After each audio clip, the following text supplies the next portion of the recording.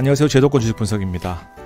자, 최근에 부모님 계좌를 세팅해달라 라고 하시는 분들이 많으셔서 제가 제 부모님이다 라고 생각하고 최대한 신경이 덜 쓰이는 선에서 최대한의 배당을 이끌어내는 ETF, 그리고 엣지 자산으로 추가적으로 10% 정도의 추가적인 ETF를 통해서 한번 수익까지 끌어올리는 컨셉들을 준비를 해봤습니다. 시장 이야기를 1분만 해보겠습니다. 보시다시피 3대 지수가 다 고점을 형성하고 있거든요. 사람들은 비슷하게 생각할 겁니다. 제가 두 가지로 요약을 해드리면, 첫 번째, 이 비싼 종목에 대해서 최근에 매도를 하고 싶다라는 생각이 드시는 분들이 많거든요. 그러니까 비싼 종목을 매도를 하고 수익을 실현한 다음에 이거를 현금화한다라는 것에 대해서는 우리가 저만 해도 현금을 들고 있는 것에 대해서는 손실을 보고 있다라는 그런 느낌이 들거든요. 반드시 다른 종목을 사고 싶어 한다. 자, 두 번째, 이게 엔비디아고요. 이게 팔란티어입니다.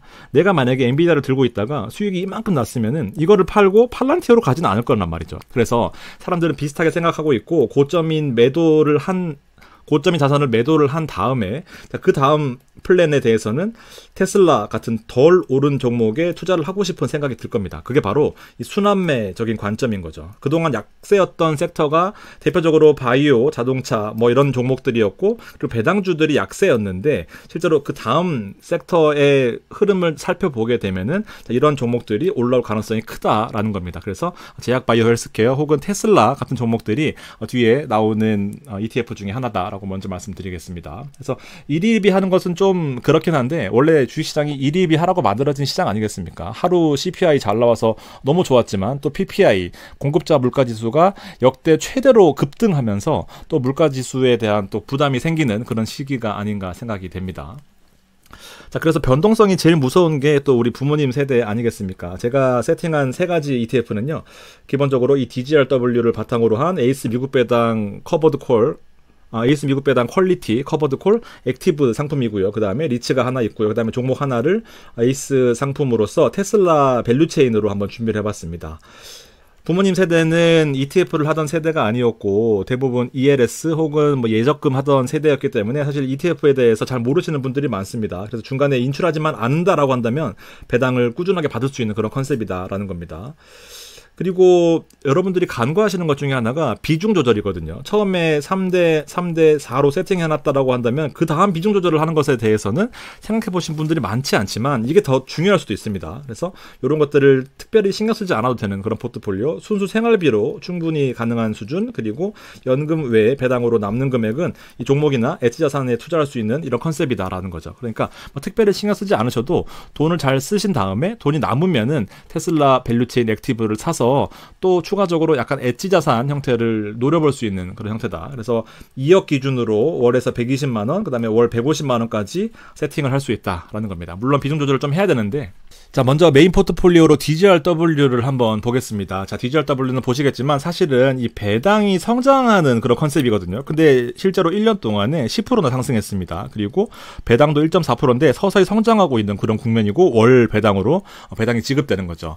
자, 1년에 10%씩 오르면 나쁘지 않고, 원래는 빠질 때 더 빛을 발하는 게 배당주 아니겠습니까? 근데 오를 때도 같이 성장을 추구한다라는 그런 컨셉이고, 한 달에 2%, 그 다음에 올해 초부터 현재까지 8%, 1년에 12%씩, 그 다음에 5년에 14%씩, 10년 동안 13%씩 오르고 있는 게 지금 DGRW의 가장 큰 강점이거든요. 그래서 최근에 슈드 하시는 분들은 많이 없어요. 오히려 이 DGRW나 아니면 441640에 있는 디보 같은 ETF를 많이 투자한다라는 것이 최근 트렌드이고, 그게 어느 정도 맞아 떨어지고 있는 그런 국면입니다. 게다가 제피와 제피Q, QILD를 같이 투자하면서 추가적으로 배당까지도 챙겨가는 그런 컨셉이 바로 에이스 미국 배당 퀄리티, 커버드 콜 액티브입니다. 종목은 총 300개로 구성이 되어 있어요. 보시면 마이크로소프트가 9% 들어가 있습니다. 그래서 기술주에서 시가총액이 가장 큰 종목들을 3개를 담음으로써 어떤 시장이 오를 때 내 자산만 덜 오른다라는 그런 포모 같은 것들을 방지할 수 있고요. 나머지 종목들은 배당으로 구성되어 있다라는 겁니다. 대표적으로 엑소모빌, 그리고 CVX라는 쉐브론, 그리고 홈디포라는 세 가지를 가지고 와봤는데, 이건 제가 스프레드시트에다가 종목만 치면은 나오게 세팅해놨거든요. 보면은 꾸준하게 매출이 유지되고 있습니다. 물론 너무 높은 곳에서 좀 떨어질 때는 성장률이 줄어들긴 하고 있지만, 실제로 꾸준하게 매출이 안정적으로 유지되고 있으면서 영업이익이 현재까지 지금 2분기 정도 지난 시점인데도 불구하고 거의 영업이익이 다 따라온 그런 상황입니다. 마찬가지로 쉐브론도 큰 틀에서 영업 매출액이 유지되고 있는 그런 모습 보여주고 있고요. 영업이익은 아직 2분기밖에 되지 않았기 때문에 실제로 더 올라온다라고 한다면은 추가적인 알파를 기대할 수 있는 그런 흐름이 대표적인 포트폴리오 쉐보론과 엑소모빌인 거죠. 좀 살펴보시면 될 것 같고요. 나머지 이제 DGRW가 40% 들어가 있고 제피와 제피큐, 그다음에 QILD가 들어가 있는데 DGRW가 상장한 이후로 6월 달까지 흐름을 놓고 보면은 DGRW와 스파이가 연평균으로 13% 올랐고요. 그다음에 스파이가 14.9% 올랐으니까 뭐 큰 틀에서 별 차이 없다. 우리가 무지성으로 스파이를 담아갈 필요가 굳이 없이, 왜냐하면 스파이는 변동성이 더 크단 말이에요. 변동성인 측면이 결과적으로 이 표준 편차 정기분포를 가정했을 때 더 많이 움직인다라는 거거든요. DGRW는 더 조금 움직인다라는 거고요. 이렇게 보시면은 1% 덜 먹더라도 덜 신경 쓰이는 컨셉이 더 낫지 않겠냐라는 겁니다. 그래서 이 메인 ETF는 성장까지도 같이 가져가는 DGRW로 세팅을 해 두시고요. 나머지 종목들이 요렇게 제피와 제피큐다라고 보시면 됩니다. 자, 제피는 지금 보면 52주 레인지가 거의 중간에 있습니다. 그러면서 1년 동안은 0.7% 마이너스긴 한데 배당이 8.5%까지 올라가 있는 그런 상태인 거죠. 그러니까 안 움직이고 8%가 나온다.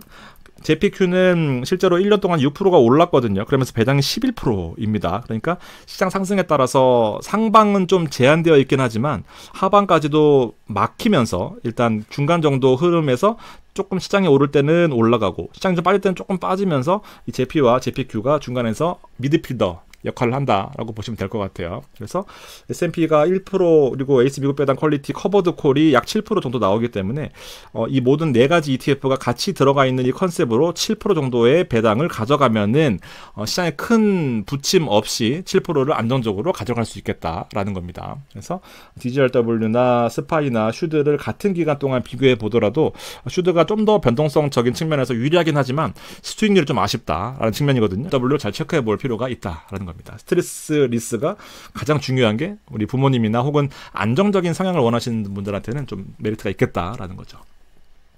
두 번째, 제가 60%의 비중을 앞서 메인 포트폴리오에 담았다라고 한다면 두 번째 이 리츠는 30% 정도 비중을 담는다라고 한다면 가장 베스트일 겁니다. 실제로 어른들은 리츠를 더 좋아하실 수도 있어요. 저희 부모님만 해도 그렇고요. 일단 기본적으로 시장 방어 성격의 배당주인데 서두에 말씀드렸던 것처럼 배당주는 이제부터 올라올 가능성이 큽니다. 왜냐하면 그동안 고점에 있는 자산들이 지금 한 번 빠지고 한 번 오르고 이 스트레스가 생각보다 크단 말이에요. 그래서 무지성으로 계속 모아갈 수 있는 젊은 분들이야 상관없겠지만 자산이 좀 규모가 크다라고 한다면 분명히 매도를 한 번쯤은 생각해 볼 필요가 있는데 자산들이 어디로 갈 것인가에 대해서 순환매적인 측면에서 살펴보면은 이 리츠나 배당주 쪽으로 자산이 몰릴 가능성이 있고 금리 인하가 실제로 기정사실화 된다라고 한다면 더 추가적으로 알파의 수익을 기대할 수 있는 게 바로 리츠의 컨셉입니다. 해외 국내 불문하고 최고의 배당 ETF가 바로 리츠인데 실제로 지금 시가 배당률은 8에서 9 정도 나오고 있거든요. 가격 변동이 빠졌어요. 올랐을 때 사더라도 1년 동안 배당 받았으면 플러스거든요. 근데 지금 사면은 사실 요 정도 수준에서 산다라고 한다면 더 빠질 가능성은 생각보다 크지 않습니다. 빠지더라도 더 추가적으로 알파의 수익을 더 추구하기 위해서 더 추가적으로 매수를 해야 되는 그런 측면이고요. 지금 배당은 8월 달에 34원 나왔습니다. 왜 빠졌습니까? 하겠지만 리츠가 보통 한 20개 정도 들어가 있단 말이에요. 근데 ETF 특성상 모든 ETF가 동일하게 나오진 않고 뭐 1월 달에는 3개의 리츠가 배당이 나오고 2월 달에 4개의 ETF 리츠가 배당이 나오고 뭐 하나 이렇게 바뀔 수 있기 때문에 조금씩 차이가 있습니다. 그래서 작년 이맘때를 비교해 보면 뭐 큰 틀에서 차이가 없다. 그리고 꾸준하게 보면 평균적으로 유지되는 그런 모습이 보이고 있죠. 그러니까 34원을 곱하기 12 가장 보수적으로 잡아서 나누기 현재 시가로 나누게 되면은 대략적으로 한 8.75 정도 나오거든요. 시가 배당률이 생각보다 높다라는 측면에서 리츠는 8% 정도의 배당을 꾸준하게 가져갈 수 있겠구나라고 생각하시면 될 것 같아요. 그래서 시장 방어 측면에서 30% 정도를 리츠에 가져가시면 시장이 좀 빠질 때는 배당이 더 증가되는 모습 보일 거고요. 시장이 좀 오를 때는 실제로 앞선 종목들 그리고 이 마지막 10% 정도의 포트폴리오를 추천하는 이 테슬라 밸류체인 액티브를 담아두시는 것을 한번 추천을 드려보겠습니다.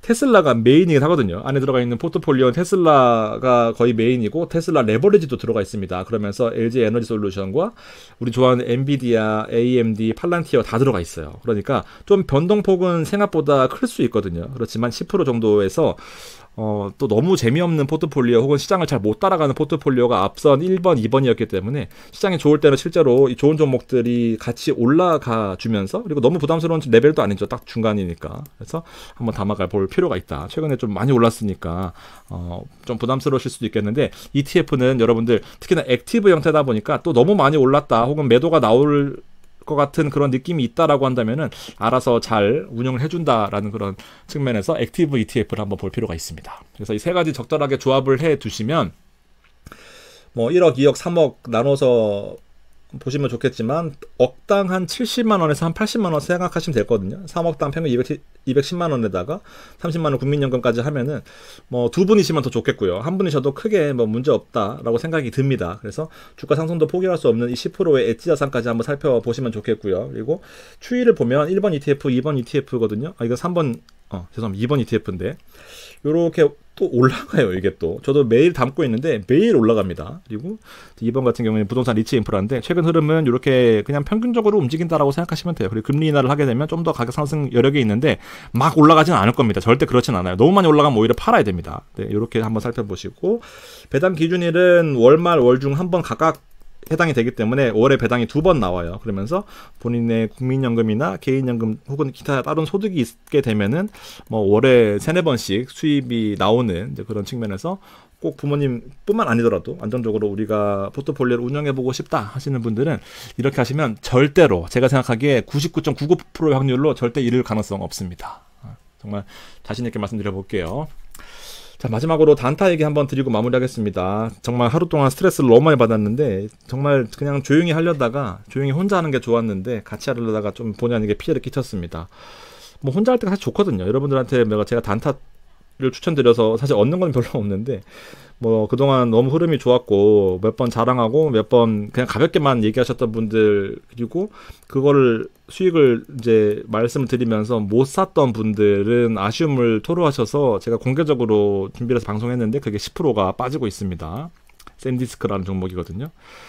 너무 죄송하고 저도 이런 거를 이제 앞으로는 그냥 멤버십 분들하고만 가볍게 진행하려고 합니다. 그러니까 제 지난날의 과오는 잊어주시고 앞으로 조금 더 우리의 노후, 우리의 자산 운용에 대해서 또 고민하는 제도권 주식 분석이 되도록 하겠습니다. 죄송하다는 말씀 다시 한번 드리면서 좀 만회할 수 있도록 더 노력해 보겠습니다.